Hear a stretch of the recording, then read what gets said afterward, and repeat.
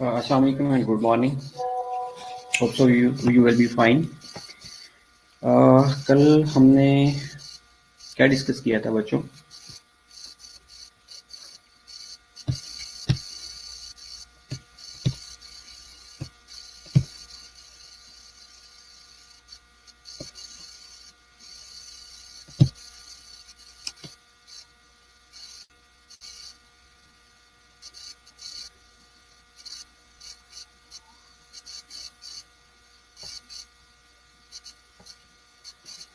Very good morning बेटा। Jennifer बाकी लोगों को बोलते हैं जल्दी से ऑनलाइन हो जाएं बेटा।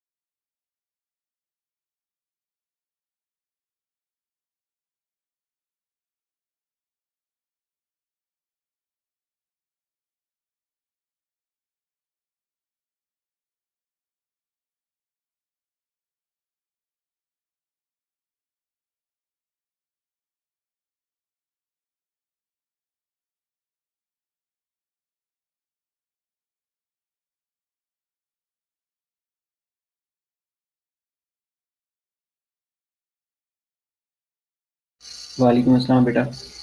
हमारी एज वेल एज नफीसा बेटा। बाकी लोगों को बोलते हैं जल्दी से ऑनलाइन हो जाएं प्लीज़, सो दैट कि हम आज बेर एंड सेल ग्रोथ के बारे में डिस्कस करने वाले हैं। लास्ट क्लास में हमने शाप के बारे में डिस्कस किया था। अगर आप लोगों ने पढ़ा होगा तो उसमें से कोई भी क्वेरी है तो आप मेरे से पूछ सकते हैं।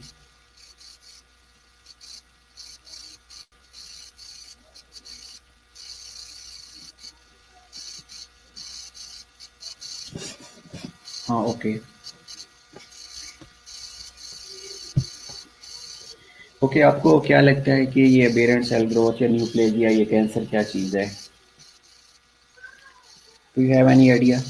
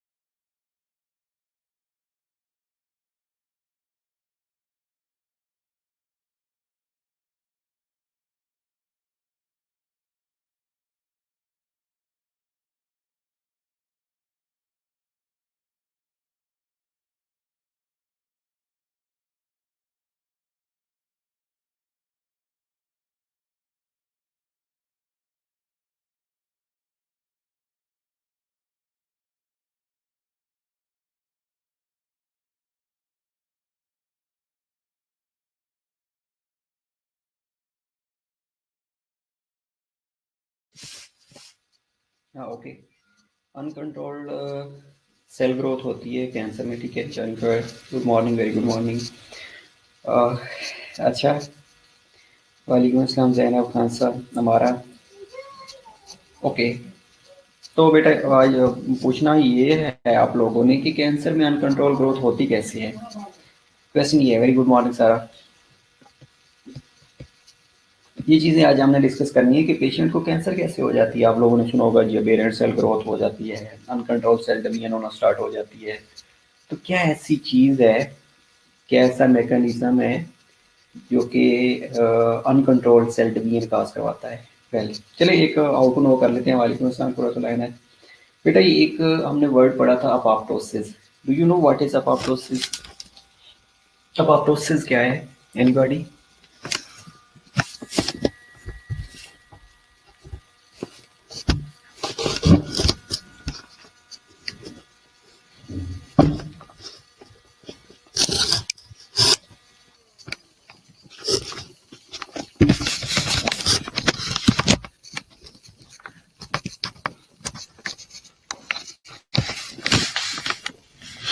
ओके वेल, ठीक है, प्रोग्राम सेल डेथ है। तो ये बताएं कि ये प्रोग्राम सेल डेथ होती क्यों है?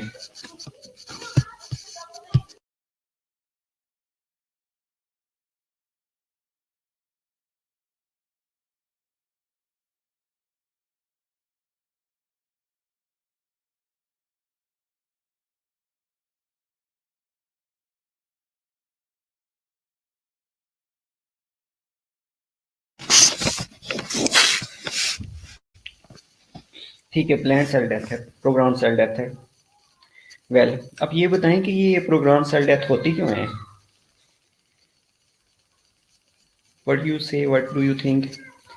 अगर मैं ये कहूँ कि ये अनवांटेड जो सेल होते हैं उनको इलिमिनेट करवाने के लिए ज़रूरी होती है, तो will you agree with me? अगर मैं ये कह दूँ कि जितने भी अनवांटेड सब्सटेंसेस होते हैं, ये जिनका डीएनए डैमेज हो रहा होता है, उनको इलिमिनेट करवाने के लिए अपोप्टोसिस का होना ज़रूरी होता है। तो व्हाट यू से? ओके, ठीक है, ठीक है। सारा ने कहा है कि अनवांटेड सेल इंडिकेट, ठीक है, ओके, गेट रेड करने के लिए। Well, exactly, you are right. ठीक है, okay okay okay, got it.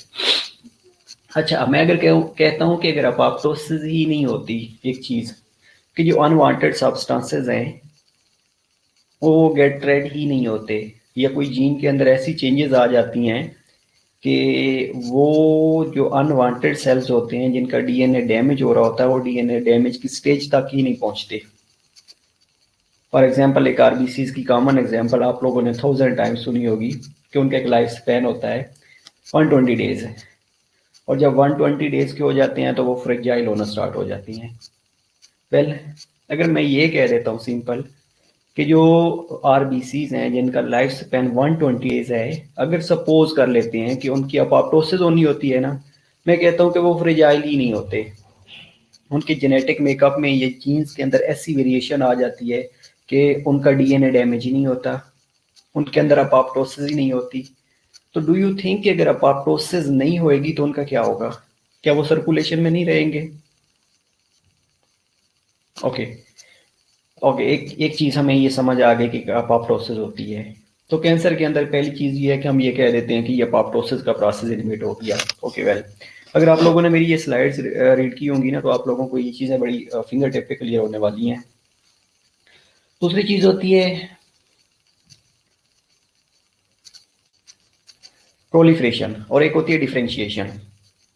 अब बेसिकली प्रोलिफरेशन क्या है और डिफरेंशिएशन क्या है? प्रोलिफरेशन ये है कि ये एक सेल डिवीजन है, और जितने सेल ने शेड होना होता है उतनों ने पीछे से प्रोड्यूस होना होता है।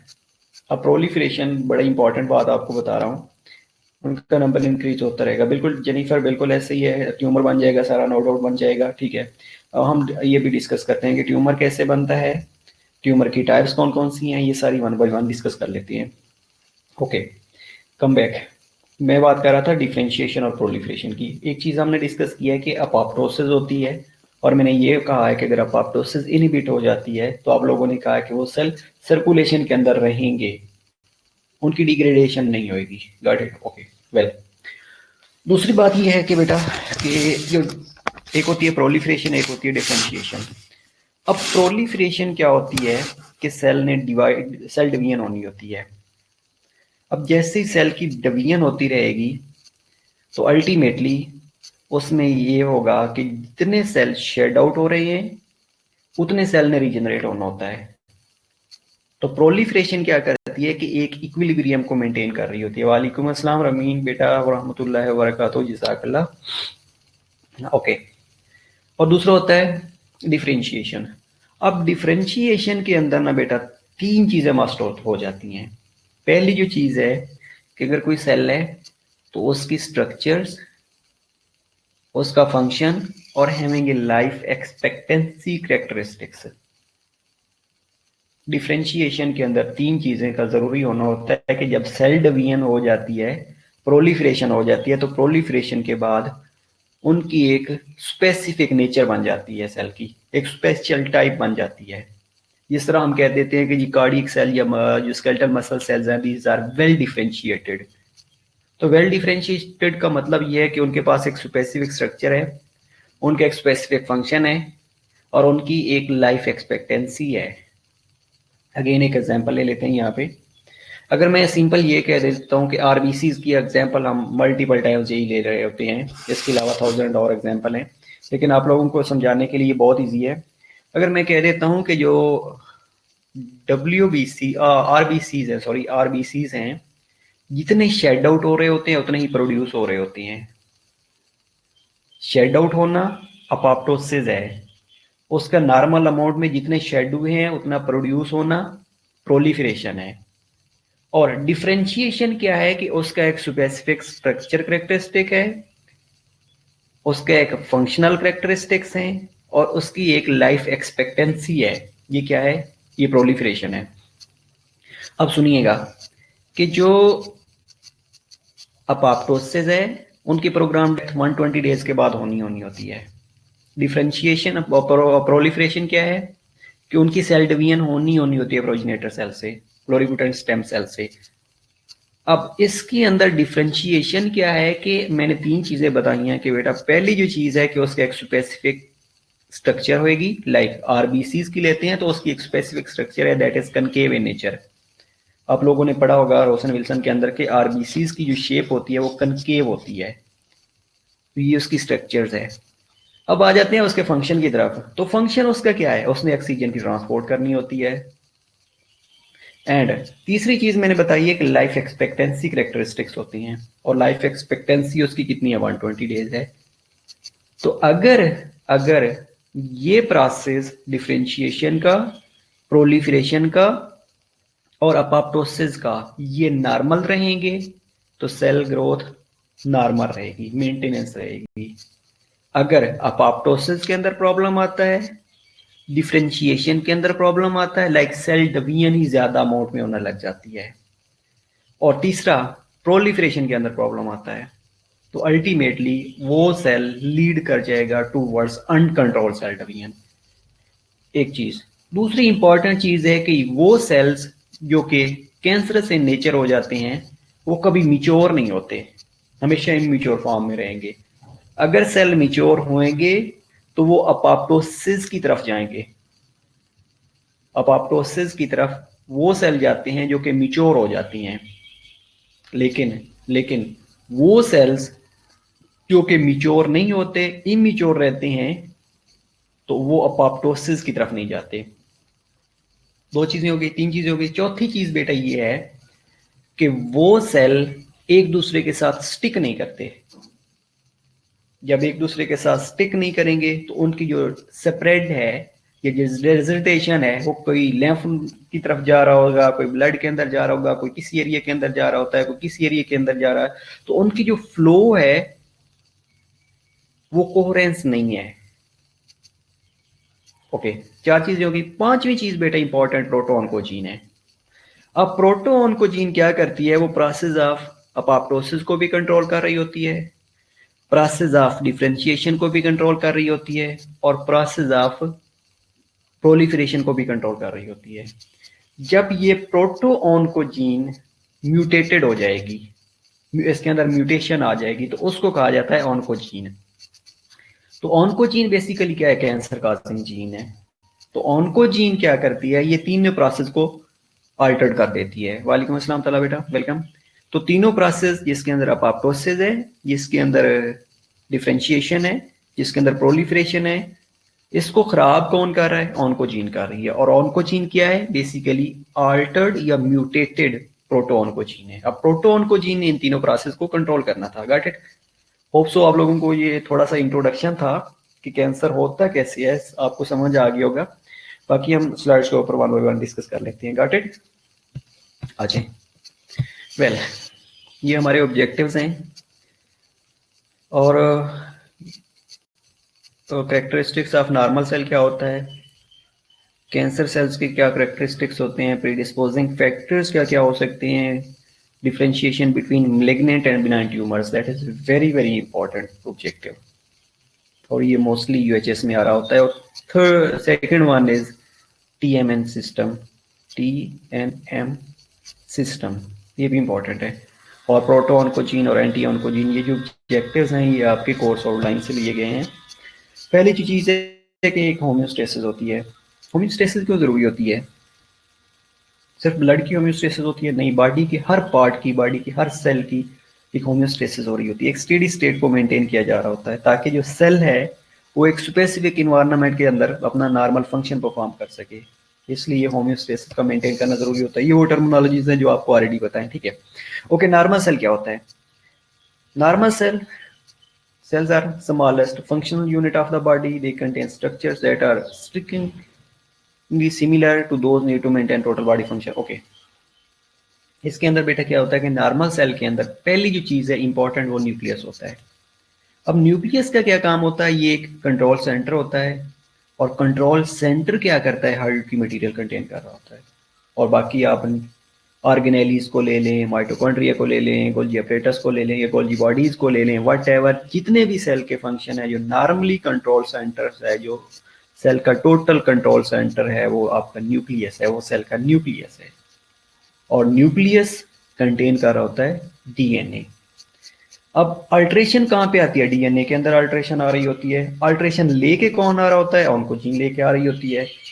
अब हमने ये कहा था कि भाई स्पेसिफिक जीन के पास स्पेसिफिक कैरेक्टरिस्टिक्स होते हैं, और ये कैरेक्टरिस्टिक्स डीएनए कंटेन करता है। अगर बेटा डीएनए के अंदर कोई वेरिएशन आ जाती है तो वो सेल को मिच्योर नहीं होने देगा, ये सेल को फ्रेजाइल नहीं होने देगा, ये सेल को अपोप्टोसिस की तरफ ही नहीं जाने देगा। तो इस नॉर्मल सेल के अंदर the role of nucleus is very important because it contains hereditary material. Okay, बाकी इसकी मेम्ब्रेन्स होती हैं हैविंग डिफरेंट कंपोजिशन, और ये मटेरियल को इनसाइड और outside the cell membrane transport करते हैं। एटीपी पंप पड़े होते हैं, सोडियम पोटेशियम एटीपीएस पंप है, माइटोकॉन्ड्रिया एटीपी जनरेट कर रहा होता है, साइटोप्लाज्म होता है, राइबोसोम्स होते हैं, व्हाटएवर जितने भी ऑर्गेनेलीज हैं प्रेजेंट हैं। लेकिन हमारा जो मेन रोल होता है वो न्यूक्लियस के साथ होता है।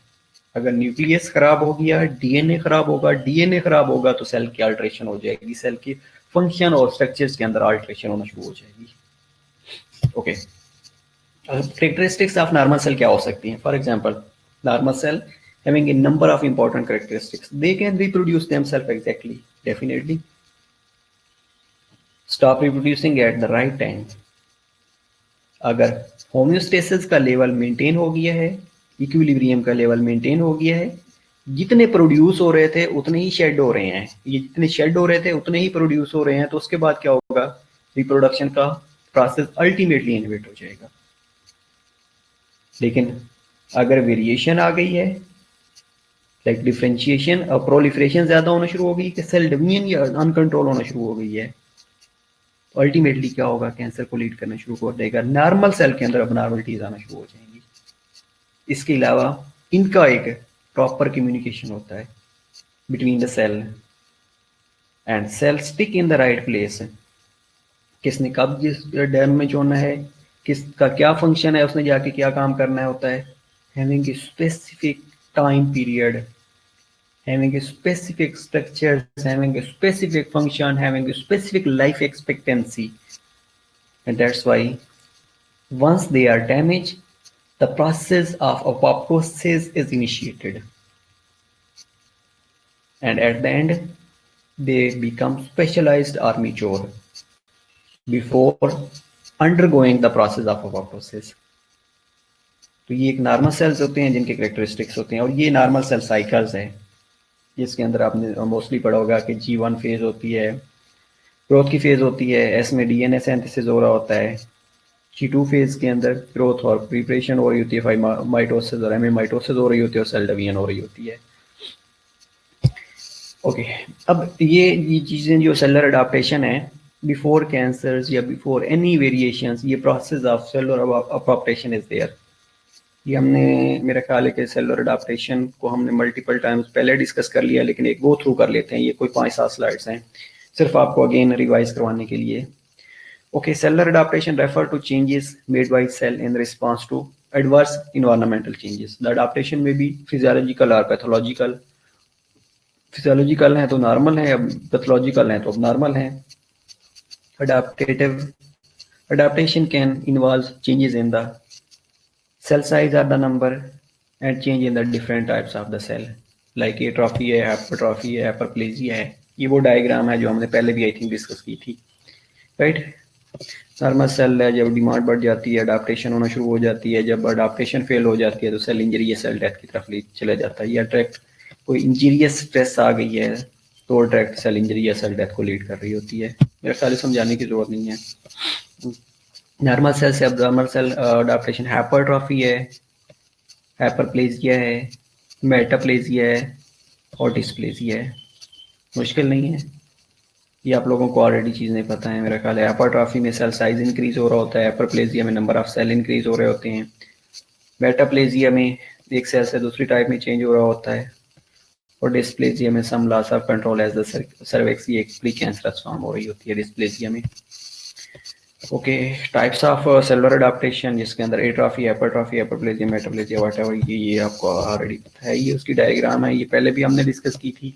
नॉर्मल सेल है, स्मॉल साइज होना शुरू हो जाएगा, इंक्रीज सम साइज होना शुरू हो जाएगा, नंबर ऑफ सेल्स इंक्रीज होना शुरू हो जाएंगे, एक टाइप से दूसरी टाइप में चेंज होना शुरू हो जाएंगे या प्री कैंसरस फॉर्म में बनना शुरू हो जाएंगे कि लैक ऑफ डिफरेंशिएशन होना शुरू हो जाती है डिस्प्लेसिया के अंदर। ओके,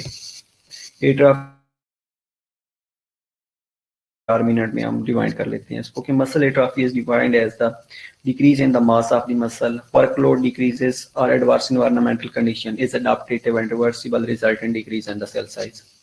ठीक है, and types and causes, that is very very important. Again ये यूएचएस का क्वेश्चन है बेटा कि list the types and causes of the atrophy. और उसमें कॉजेज क्या क्या हो सकती हैं, लाइक डिसयूज एट्रोफी है, पेशेंट को पैरालिसिस हो गया है, इस्कीमिक एट्रोफी है, साइज डिक्रीज होना शुरू हो जाएगा, माल न्यूट्रिशन है, स्टारवेशन की तरफ है, एंडोक्राइन स्टिमुलेशन है, यूट्राइन ब्रेस्ट है, डीनर्वेशन है, सीनाइल एट्रोफी है। ये बेटा आपकी फिंगर टिप पे होनी चाहिए, types of atrophy and their causes. Okay, hypertrophy, increase size of the cell, in the size of the cell which results in enlargement of the organ without any change in the number of cells.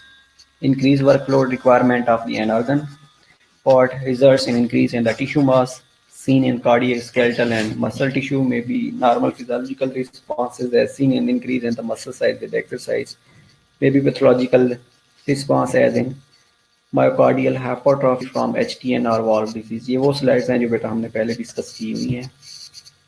Hyperplasia, increase number of cell occurs due to response from the appropriate stimulus and causes when the stimulus is removed. An increase in the number of cells restricted to cell capable of mitosis, physiological hyperplasia, uterus and breast enlargement in the pregnancy. Metaplasia, transformation or replacement of one adult cell type to another adult cell type, change from columnar to squamous cell in the respiratory tract, from squamous to columnar in the biruate esophagitis। ये हमने पहले discuss किया है। Chronic cigarette smokers वाले या वो patients जिनको गर्ड का प्रॉब्लम होता है, गैस्ट्रोएसोफेजियल रिफ्लेक्स डिजीज, तो उनके अंदर बिरुएट एसोफेजिटिस होना शुरू हो जाता है। With continued smoke exposure, ciliated columnar epithelial cells are changed to stratified squamous cell. And metaplastic changes usually result from chronic irritation. Metaplastic changes seen to the development of cancer in some instances.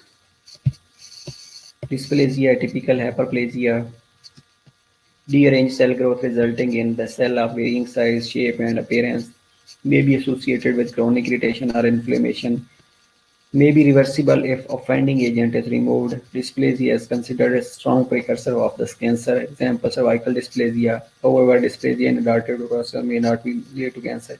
Decreased risk if irritation is removed or inflammation treated. Okay, like ये important terminologies हैं. Anaplasia, cell that lacks normal cellular characteristics and differ in shape, and the organization with respect to their cell of origin, usually aplastic cells or malignant. Apoptosis program, cell death, oncology क्या है branch of medicine that deals with the study, detection, treatment and management of the cancer. Okay, बस that's all. अब ये देखते हैं parent cell growth क्या है. हमारा टॉपिक यहाँ से स्टार्ट होता है पेरेंट सेल ग्रोथ से, that is cancer. Well, so a disease resulting from uncontrolled growth of cell which causes malignant cellular tumors. The second leading cause of death in the developing countries. अब ये जो uncontrolled growth of sales है ये होती कैसे है. मैंने पहली चीज़ ये बताई है कि अपोप्टोसिस का प्रोग्राम प्रोसेस इनहिबिट हो जाएगा. जो नॉर्मली सेल ने शेड आउट होना होता है वो शेडिंग नहीं होगी. दूसरी कंडीशन ये होती है कि जो प्रोसेस ऑफ डिफरेंशिएशन है और जो प्रोसेस ऑफ प्रोलिफरेशन है वो अल्टर्ड हो जाता है. और उनको अल्टर्ड कौन कर रहा होता है? ऑन्कोजीन कर रही होती है. ऑन्कोजीन क्या है? बेसिकली कि ये म्यूटेटेड प्रोटोऑन्कोजीन है और प्रोटोऑन्कोजीन अपोप्टोसिस को, प्रोलिफरेशन को और डिफरेंशिएशन को मेंटेन कर रही होती है. ओके, कैंसर सेल या न्यूप्लाज्म क्या है कि cancer is a disorder of alter cell differentiation and growth. Resulting process is called neoplasia meaning new growth and the new growth is called as neoplasm. Most common cancers क्या क्या हो सकती हैं? और सर हमारी बुक में neoplasia है वो यही. बेटा डेफिनेटली आपकी बुक से चीज़ें ली गई हैं और ये कुछ पोर से ली गई हैं, कुछ ब्रूनर एंड सुधार से ली गई हैं, एमएसएन की जो बुक है, और कुछ इनाम दानिश से ली गई हैं. ठीक है, आप ये पढ़ लेंगे मेरा ख्याल है आपका चैप्टर हो जाएगा. अगर वहाँ से पढ़ना तो वहाँ से भी पढ़ लेंगे, कोई इशू नहीं है. सारा आपने अगर पहले ये स्लाइड देखी होती तो आपको ईजी हो जाता मेरा ख्याल है. अगर बुक है आपके पास तो बुक से पूछ लीजिएगा, कोई क्वेरी आपको है तो समझ कोई चीज़ नहीं आती है उसमें कुछ और लिखा हुआ है तो definitely you can ask. Okay, most common cancer men के अंदर प्रोस्टेट का कैंसर, लंग का कैंसर और कोलोरेक्टल कैंसर आर कॉमन. और फीमेल्स के अंदर ब्रेस्ट, कोलोरेक्टल, लंग और uterine cancer are common. Leading cause of death in Pakistan. अब इसके अंदर सबसे ज़्यादा कॉमनली जो होता है वो इस्कीमिक हार्ट डिजीज़ होता है, कैंसर और लोअर रेस्पिरेटरी ट्रैक इन्फेक्शन. ये राउंड अबाउट टोटल अगर डेथ की बात करें तो 8% होती हैं और 6% स्ट्रोक की वजह से डेथ हो रही होती है. स्ट्रोक सीवीए सेरिब्रोवैस्कुलर एक्सीडेंट जिसमें ब्रेन सेल की सडन डेथ होना शुरू हो जाती है due to lack of oxygen या लैक ऑफ न्यूट्रिएंट्स या लैक ऑफ ग्लूकोज. तो ये स्ट्रोक हम इंशाल्लाह डिस्कस करेंगे. ये वो काजेज हैं जो कि मोस्टली पाकिस्तान के अंदर टोटल डेथ काज कर रही होती हैं. और आपको पता है IHD जो है इस्कीमिक हार्ट डिजीज़ है, ये MIS की आजकल जो एवरेज एज आ रही है वो 18 to 19 ईयर्स आ रही है कि 18 से 19 साल के अंदर किसी भी बंदे को, बच्चे को MI होने के चांसेस होते हैं, मायोकार्डियल इन्फॉक्शन होने के चांसेस होते हैं. तो इसलिए अपनी डाइट को कंट्रोल करें, रेगुलर एक्सरसाइज किया करें और प्रॉपर मेडिकल चेकअप के लिए जाया करें ताकि MI से प्रिवेंट किया जा सके और सेडेंटरी लाइफस्टाइल से बाज आ जाएं. ओके, अब इसके रिस्क फैक्टर्स क्या क्या हो सकते हैं, कैंसर के क्या क्या रिस्क फैक्टर्स हो सकते हैं. पहली जो चीज़ है हेरिडिटरी है. अब हेरिडिटरी क्या रोल प्ले करती है? ये hereditary predisposing to approximately 50 types of cancer has been observed in the families. Breast cancer, for example, occurs more frequently among those grandmothers, mothers, aunts and sisters have experienced breast malignancy. Okay. अब ये hereditary क्या है कि basically आपकी gene है, genetic makeup है. अगर gene के अंदर अल्ट्रेशन आ गई है तो ये आप फैमिलीज के अंदर रन करना स्टार्ट कर देती है. सपोज किसी फैमिली के अंदर किसी फीमेल को अगर ब्रेस्ट कैंसर थी तो हो सकता है कि उसकी डॉक्टर्स को भी हो. अगर ग्रैंड मदर्स को थी तो अल्टीमेटली उसकी डॉक्टर्स को होगी. तो ये जो हेरिडिटरी होती है ये फैमिलीज के अंदर रन करती है, ये प्रीडिस्पोजिंग फैक्टर्स है. इसलिए हमेशा ये कहा जाता है कि जो मैरिजेस हैं को आउट ऑफ द फैमिली करनी चाहिए, सो दैट कि हेरिडिटरी चेंज हो जाए, जीन्स की चेंज हो जाए। वंस द जीन चेंज हो जाएगी, अल्टीमेटली आपकी फैमिली के अंदर जो डिजीजेस की प्रेडिस्पोजिशन है वो डिक्रीज हो जाएगी। ओके, दूसरा है hormones. Hormones have received considered research attention with the respect to cancer of the breast, ovary and endometrium in the women with the prostate and testes in the men. Okay, अगर हम hormone की बात करते हैं तो mostly आप लोगों ने सुना होगा कि ओवेरियन कैंसर हो गया या एंडोमेट्रियम का कैंसर हो गया है। तो एंडोमेट्रियम, ओवरी या ब्रेस्ट, इसके ऊपर हार्मोन्स का इन्फ्लुएंस है, लाइक प्रोलैक्टिन्स हैं, एस्ट्रोजन, प्रोजेस्टेरॉन्स हैं, या वो पेशेंट्स या वो फीमेल जो कंट्रासेप्टिव पिल्स रिपीटेडली यूज कर रही होती हैं, जो अपने नॉर्मल हार्मोन्स के अंदर अल्ट्रेशन लेके आ रही होती हैं, उनके अंदर भी ये कैंसर होने के चांसेस ज़्यादा से ज़्यादा होते हैं, क्योंकि वो हार्मोन्स को अल्टर कर रही होती हैं। इसी तरह मेंस के अंदर है, टेस्टोस्टेरोन का लेवल है, तो ये क्या करता है, ये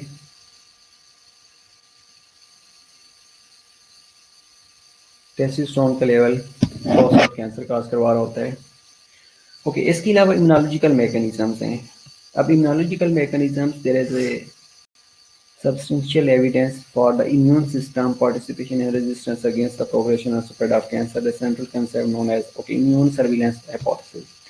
अब इसमें ये है कि इम्यून सिस्टम आपका एक अच्छा रोल प्ले करता है। पहली चीज़ क्या है, कोई भी फॉरेन पार्टिकल्स आता है तो उसके अगेंस्ट ये फंक्शन कर रहा होता है। लेकिन सर्टेन डिजीज ऐसी होती हैं जो कि ऑटो इम्यूनिटी इन नेचर होती हैं, ऑटो इम्यून इन नेचर होती हैं। ऑटो इम्यून इन नेचर का होने का मतलब ये है कि अपने ही सेल्स को इनगल्फ करना स्टार्ट कर देती हैं।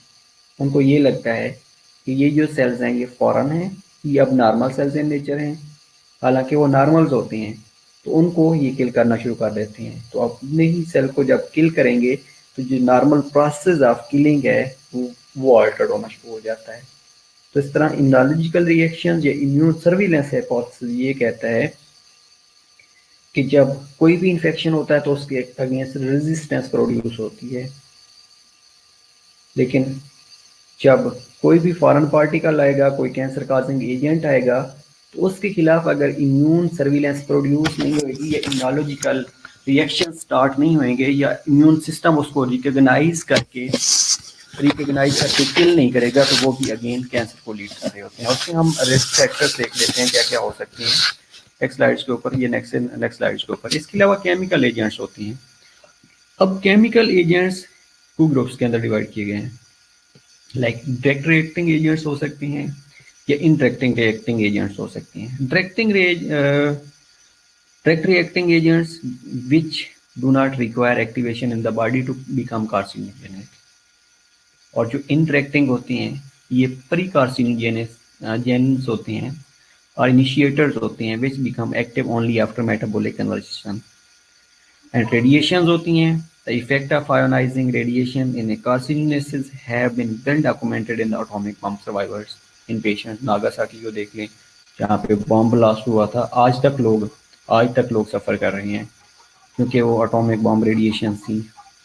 इन द पेशेंट्स विद डायग्नोस्टिकली, वो पेशेंट्स जो कि डायग्नोज करवाने के लिए कोई भी चीज़ अब नॉर्मलिटी को डायग्नोज करवाने के लिए रेडिएशन के एक्सपोजर से गुजरते हैं, लाइक एक्सरे है, गैमा रेज हैं, वट एवर कोई भी रेडिएशंस हैं, तो वो भी मोर प्रोन टू कैंसर होना शुरू हो जाती हैं क्योंकि radiations also act as a carcinogens.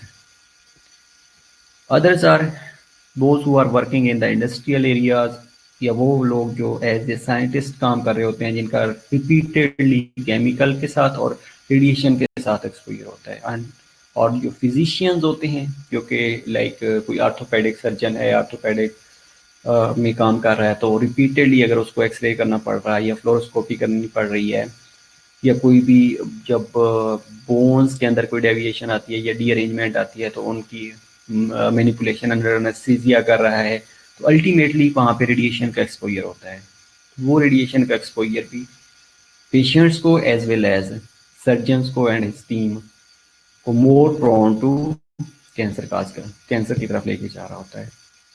And that is a summary of your factors like physical agents हैं। ये 1 मिनट आप इसको देखिएगा।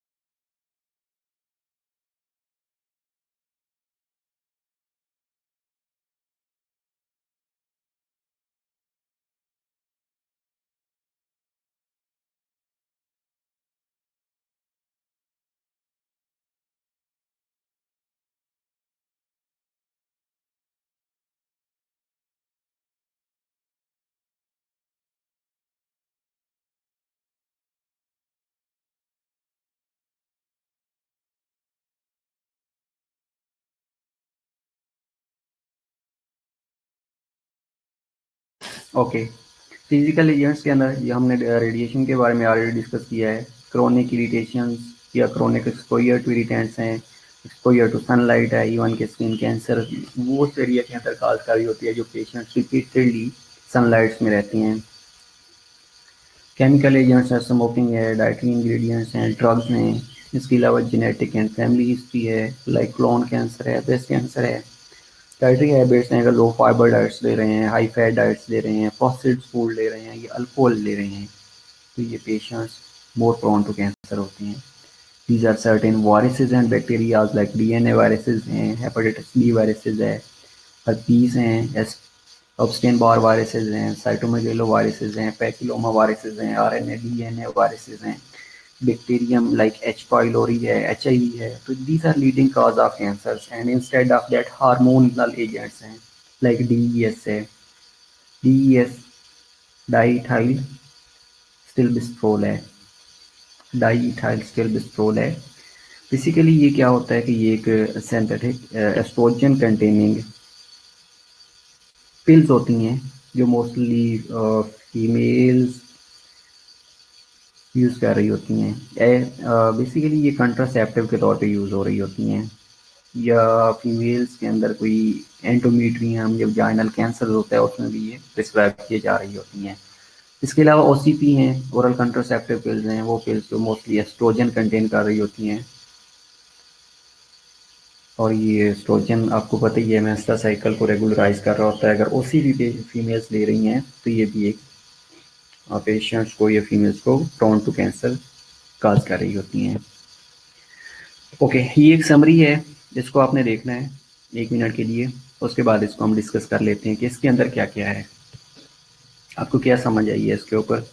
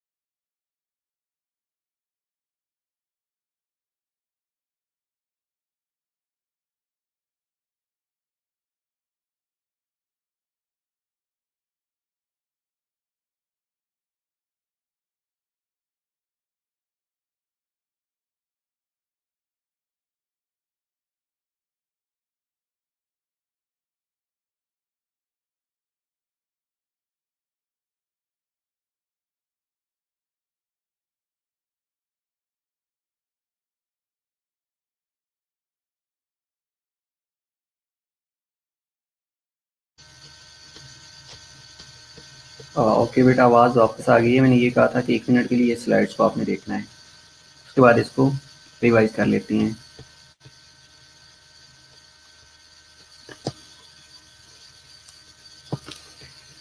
ओके, वापस आ जाएं। पहली जो चीज़ है, हमने कहा था कि कोई भी डैमेजिंग एजेंट्स हो सकता है जिसने DNA को डैमेज करना है। अब जैसे DNA डैमेज होएगा, अगर नॉर्मल सेल है तो उसके अंदर DNA रिपेयर हो जाएगा, अगर DNA रिपेयर नहीं होएगा तो DNA डैमेज होएगा। जैसे DNA डैमेज होएगा तो उसके रिजल्ट में DNA रिपेयर नहीं होएगा। उसकी वजह क्या हो सकती है कि हो सकता है कोई इनहेरिटेड म्यूटेशंस है in the genes affecting DNA repair, या जीन्स इफेक्टिंग सेल ग्रोथ और अपोप्टोसिस। जिस तरह हमने कहा कि जो ऑन प्रोटो ऑन्कोजीन्स थी उसके अंदर म्यूटेशन आ गई है और वो कन्वर्ट हो गई है इनटू ऑन्कोजीन्स। अब जैसे ही उसके अंदर म्यूटेशन आएगी तो mutations in the genomes of somatic cell that will lead to three things. One is activation of growth promoting oncogenes, कि जो ग्रोथ को प्रमोट कर रही थी कैंसर काजिंग जीन वो एक्टिवेट हो जाएंगी। और दूसरा inactivation of tumour suppressor gene, कि जीन्स जिन्होंने ट्यूमर को सप्रेस करना था वो इनएक्टिवेट होना शुरू हो जाएंगी। और तीसरा अपोप्टोसिस का प्रोसेस इनहिबिट हो जाएगा, ये अल्टर हो जाएगा। अब जैसे ही अपोप्टोसिस का प्रोसेस अल्टर्ड होएगा, अपोप्टोसिस कम हो जाएगी, सेल सर्कुलेशन के अंदर रहेंगे। और दूसरा activation of growth promoting oncogenes as well as inactivation of tumour suppressor gene. अब inactivation of tumour suppressing gene दोनों क्या करेंगी, प्रोलिफरेशन को रेगुलेट कर देंगी, सेल डिवीजन होना स्टार्ट हो जाएगी। अब ये दोनों मिलके क्लोनल एक्सपेंशन काज करेंगी, अगेन एडिशनल म्यूटेशन होना शुरू हो जाएगी, इसके अंदर एंजियोजेनेसिस होएगी, ऑटो इम्यूनिटी स्टार्ट हो जाएगी, ट्यूमर प्रोग्रेस करना शुरू कर देगा। और that tumour may be a malignant और मे बी बिनाइन। ठीक है, अगर malignant होएगा तो अल्टीमेटली उसकी स्प्रेड होएगी और वो स्प्रेड थ्रू इन्वीजन और मेटास्टेसिस होएगी। ओके, तो ये पूरा प्रोसेस है, ये पूरी स्लाइड्स है जिसमें ये बताया जा रहा होता है कि कैंसर कैसे लीड होती है। Got it? Okay, normal tissue renewal and repair involve cell proliferation, cell differentiation और अपोप्टोसिस। ये वो प्रोसेस है प्रोलिफरेशन का, डिफरेंशिएशन का और अपोप्टोसिस का। ये हम नेक्स्ट क्लास में डिस्कस कर लेते हैं। ठीक है, यहाँ तक कोई क्वेश्चन हो, किसी चीज़ की समझ ना आई हो तो आप मेरे से पूछ सकते हैं। उसके बाद नेक्स्ट क्लास में हमें ये नॉर्मल सेल टिश्यू रिन्यूअल के बारे में डिस्कस करते हैं, प्रोलिफरेशन अपोप्टोसिस के बारे में डिस्कस करते हैं, और कैंसर सेल्स क्या होते हैं, ट्यूमर्स क्या हैं, बिनाइन और लिग्नेंट ट्यूमर में क्या डिफरेंस है, स्प्रेड कैसे होती है, इनको मैनेज कैसे किया जा रहा होता है, ये सारी चीज़ें, क्लासिफिकेशन ऑफ कैंसर, ये नेक्स्ट क्लास में हम डिस्कस कर लेते हैं। अच्छा क्लियर है? मैं चलें, if you have no question then definitely I have. और ये क्लास में मैं पूछूंगा आप लोगों से, अगर अभी आप लोग मेरे से नहीं पूछ रहे ना तो इसका मतलब है कि आप लोगों को कुछ भी समझ नहीं आ रहा। एनी हाउ, पढ़ा करें, स्लाइड से पढ़ेंगे तो आप लोगों को समझ आ जाएगी। बाकी नेक्स्ट क्लास में 5 मिनट के बाद इनरोल करते हैं। ठीक है, ओके, 5 मिनट की आप टी ब्रेक ले लें, उसके बाद इंशाल्लाह कंटिन्यू कर लेते हैं। 11 इट्स 12 11 अच्छा 12 PM पे स्टार्ट कर लेते हैं क्लास को। ठीक है, राइट?